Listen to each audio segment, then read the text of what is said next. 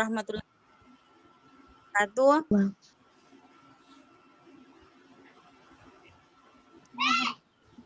Ini dari kelompok 4 yang memiliki judul makalah yaitu Sejarah dan Perkembangan Jurnalistik di Indonesia Era Kolonialisme hingga Era Reformasi, yang akan dibacakan oleh Saudari Sakina.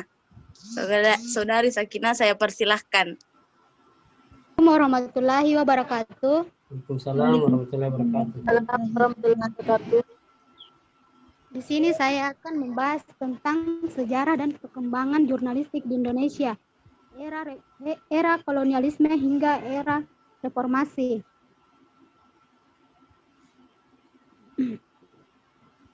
Di Indonesia sendiri, jurnalistik awalnya disebut sebagai publisistik yang berarti juga coretan pertama dalam sejarah. Jurnalistik memiliki dasar aktivitas yaitu meliput, mengolah, dan menyajikan informasi yang terjadi sesungguhnya di masyarakat sebagai representasi realita yang kemudian disajikan dalam bentuk berita kepada publik. Dalam proses peliputan dan pengumpulan berita, para jurnalistik menggunakan 5W tambah 1H yang terdiri dari what, when, where, why, and how, serta ditambah dengan hubungan kepentingan dan akibat dari kejadian yang terjadi atau menjadi tren terkini. B. Sejarah jurnalistik di Indonesia. Setelah memahami sejarah jurnalistik dunia secara global, selanjutnya kita akan membahas mengenai sejarah jurnalistik di Indonesia. Dunia jurnalistik memang mengalami perkembangan beserta jatuh bangunnya di Indonesia, namun tidak membuatnya terhambat untuk berkembang seperti sekarang ini. Berdasarkan sejarahnya, jurnalistik Indonesia dibagi menjadi 3 golongan. Masa yang pertama, jurnalistik kolonial, yaitu jurnalistik yang dibangun oleh orang Belanda pada abad ke-18 yang ditandai dengan munculnya surat kabar berbahasa Belanda yang bernama Bataviasche Nouvelles. Jurnalistik Cina, yaitu jurnalistik yang dibuat oleh yang berketurunan Tionghoa di Indonesia dengan menerbitkan surat kabar sebagai media penghubung dan pemersatu kaum Tionghoa di Indonesia. Yang ketiga, jurnalistik nasional, yaitu jurnalistik yang dibuat oleh anak bangsa asli Indonesia sebagai media perjuangan dan alat pergerakan kemerdekaan pada abad ke-20.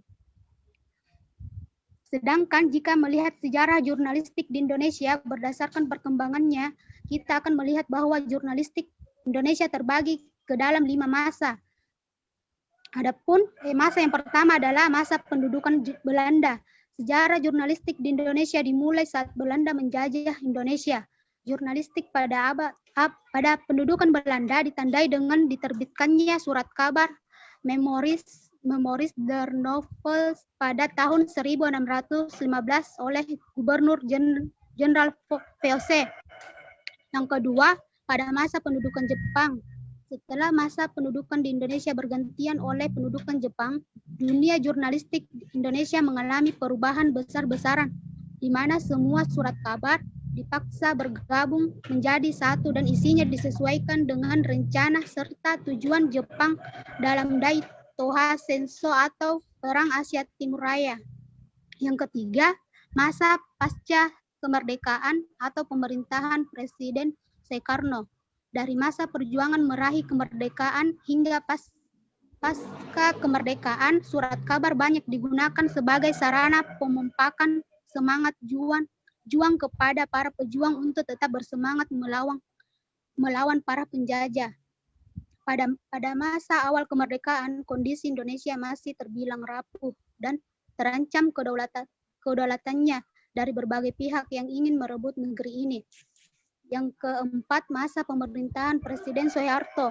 Masa ini disebut juga masa demokrasi liberal yang berpengaruh kepada kebebasan pers dan dunia jurnalistik di Indonesia, di mana setiap orang selama memiliki modal diperbolehkan menerbitkan media massa berupa surat kabar atau majalah tanpa memerlukan pengesahan pihak manapun. Yang kelima, masa reformasi. Perkembangan jurnalistik pada masa reformasi ditandai dengan kebebasan pers yang membolehkan surat kabar dan majalah terus berjalan tanpa adanya pembaharuan izin karena SIUPP sudah dihapuskan. Jurnalistik Indonesia pun berkembang pesat dan dapat mencakup berbagai kalangan masyarakat karena semua lapisan masyarakat dapat membuat media massa. Oleh karena itu, pemberitaan semakin cepat dan tersebar dan meluas sehingga masyarakat di daerah pedesaan pun mampu mengetahui berbagai peristiwa yang terjadi di perkotaan, begitupun sebaliknya. Di sisi lain, dalam praktiknya memang ada media yang tidak melakukan tanggung jawabnya dengan benar, namun sebagian besar tetap berpedoman pada undang-undang pers yang diakui bersama dalam dunia jurnalistik. Sekian dari saya kembalikan kepada moderator.